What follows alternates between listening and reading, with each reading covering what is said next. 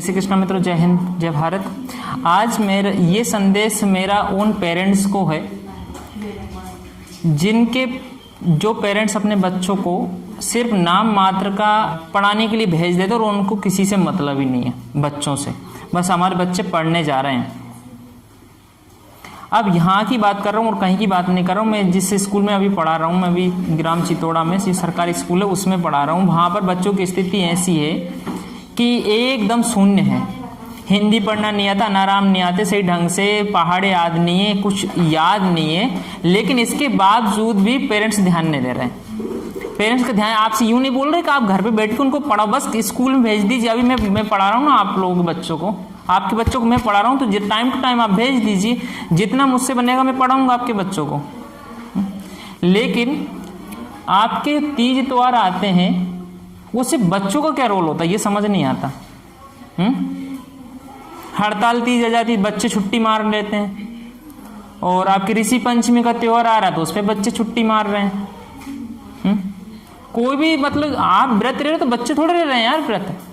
चाची व्रत रह रही है तो उसके छोरा छोरी को रखने के लिए आप बच्चियों को रख लेते हो यार, समझ नहीं आ रहा है आपको। मम्मी व्रत रह रही तो मम्मी व्रत रह रही तो बच्चे उनको तो पढ़ने भेज दो। भैया कितने व्रत पढ़ते हैं यार, कितने प्रोग्राम होते हैं। अपने इंडिया में हिंदू धर्म बहुत सारे प्रोग्राम होते हैं, लेकिन उन प्रोग्राम की वजह से अपने बच्चों का भविष्य क्यों बर्बाद कर रहे हो आप लोग। कोई कथा हो जाती, कोई भी कुछ भी काम हो जाए, आप कुछ भी त्योहार हुआ उन बच्चों को रख लेते हो आप लोग, उनसे कुछ कहते ही नहीं हो। अब आज ऋषि पंचमी का कल हड़तालिका तीज थी, उसमें बड़ी बच्ची जो बड़ी लड़कियां होती हैं, औरतें होती, वो उसमें व्रत रखती है। लेकिन आज के भेड़ चाल में उन बच्चों को भी साथ में आप घसीटने लग गए हो, छोटी छोटी बच्चियों को व्रत रखवाने लग गए हो यार। ऐसा क्यों कर रहे हो आप लोग। उनकी पढ़ने की उम्र है, शिक्षा लेने की उम्र है, तुम उनको छोटे छोटे बच्चियों को व्रत रखवा रहे हो। उन्हें व्रत का मतलब पता नहीं और तुम उनसे व्रत रखवा रहे हो। हद हो गई तुम लोगों की यार।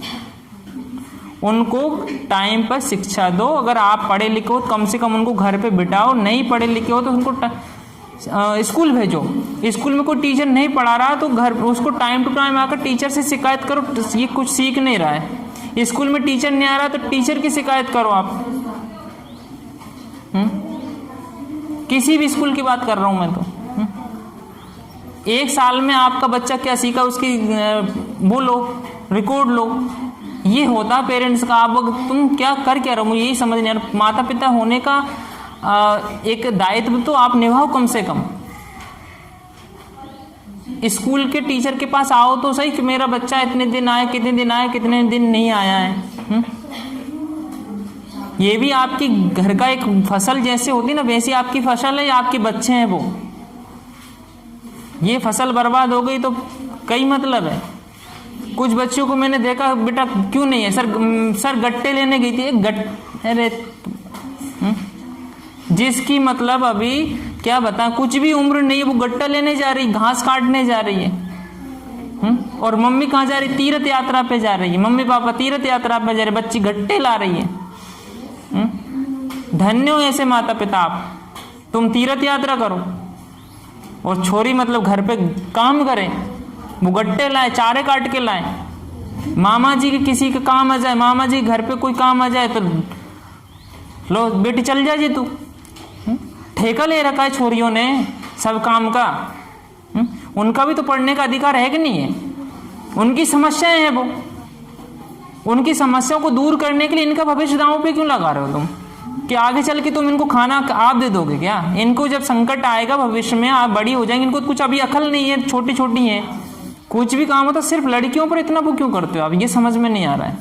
तो माय डियर पेरेंट्स, ये ध्यान रखिए कि चाहे लड़का हो या लड़की हो, दोनों को बराबर हक है पढ़ने का, लिखने का, खाने पीने का समान अधिकार है। तो ये दोगलापंथी ना कीजिए आप, और बच्चों को अपने को शिक्षा दीजिए जितना हो सके। ये शिक्षा ही आपकी काम आएगी।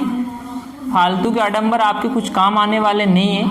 आगे चल के यही, अगर आपने इनको शिक्षा नहीं दी ना, आगे चल के यही आप में जूते लगाएंगे।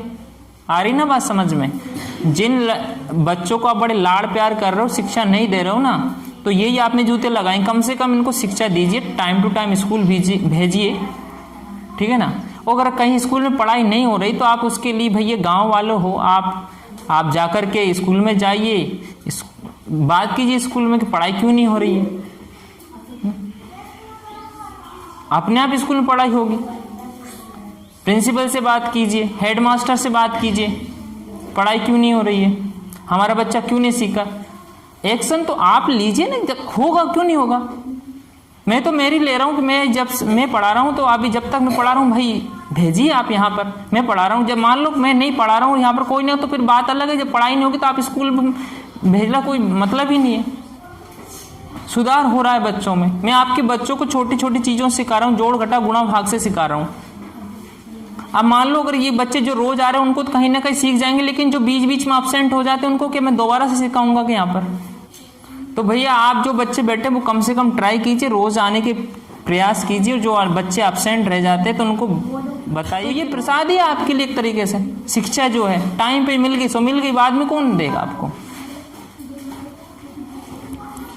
तो लास्ट में यही है माय डियर, बच्चों को टाइम टाइम पर स्कूल भेजिए, अच्छे संस्कार दीजिए, सुसंस्कार दीजिए, और ये शिक्षा से ही आएंगे संस्कार वगैरह। जय हिंद, जय भारत।